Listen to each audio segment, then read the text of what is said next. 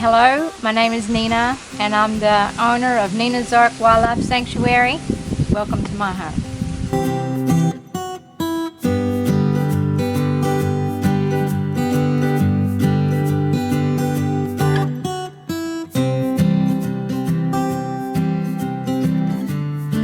I always loved animals, and because of that, I decided to buy this virgin piece of bushland to care for my own wildlife that I always got into care, so that I could see them grow up and live their life in the wild. When I first bought the land, we lived in a tent here for 2 years.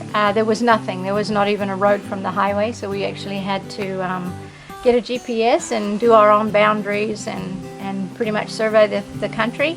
So the land has changed quite a bit from when we first started. So through a lot of hard work and determination, we built it up with the help of volunteers to what it is today. So in 2007, I fought a mining company. It was a long fight. They wanted to come in and explore and tear up the land. And we'd been here since 1996. So we had a lot of animals that we've released.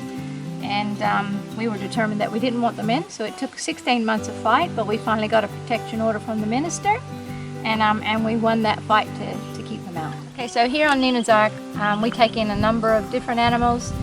In the back you see here are one of our bird aviaries, and on the right-hand side we have an enclosure for black-footed tree rats, which are an endangered species, and further to the right you see our possum enclosures. Both of those species are nocturnal. So we do bird species, mammal species. So in that we do 4 different types of kangaroos, brush-tailed possums, black-footed tree rats, and many different species of birds, and sugar gliders.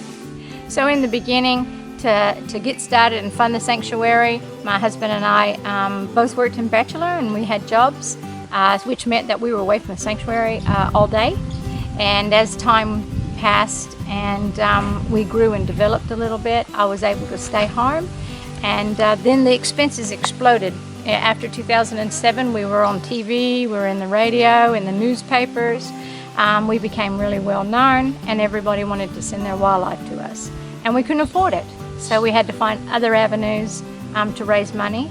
So that was when we also started a not-for-profit organization called Friends of Nina'S Ark.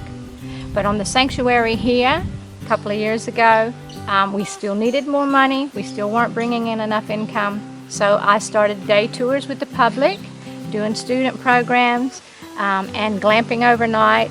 And through that, it has enabled us to take in as many animals and be needed wherever people need us, we're there. So now if you'll just follow me, we'll walk around the sanctuary, and I'll explain to you a little bit about our rehabilitation program. Okay, so this is our Joey kindergarten. When we first get Joeys, if they're too small, they go into this area. It's a snake-proof enclosure, so the animal is protected until it gets a little bit older.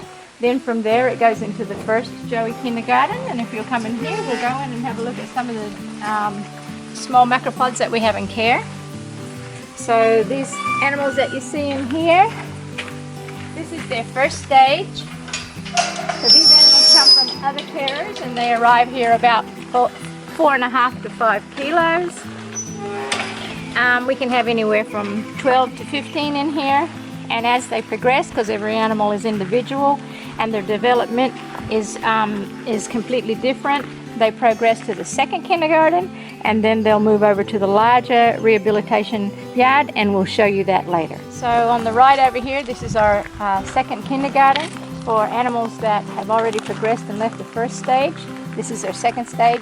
This is their third stage of rehabilitation. They'll be going into this huge enclosure here, has its own shelters, automatic water system, and they get fed twice a day. There's no interaction with these animals anymore.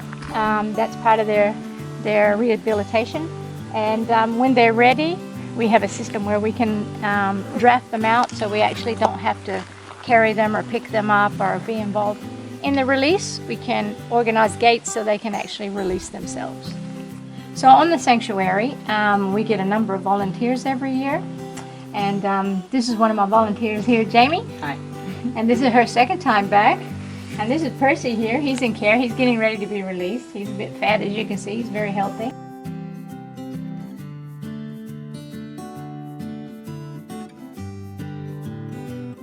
By forming the not-for-profit side of our organization, we were able to apply for grants, and with those grants we were lucky enough to secure a few, so we were able to build this treatment room, so we have a facility on site for the animals. Another thing that I do on Nina'S Ark is I make my own jewelry. It's also is a good way to relax. So in my spare time, and there's not a lot of it, but I really enjoy that, so I make jewelry and I sell it on my tours and on the glamping, people that do the glamping, just to keep raising funds. So I'm always looking for an avenue that I can raise some money to keep caring for the wildlife. So while I was developing Nina'S Ark, an idea came to me, and I've had it in my head for years, for it to become an education center, not only for international people, students, children's programs, and the public, so that they could come here and learn about our Australian wildlife, and they can interact with them as well.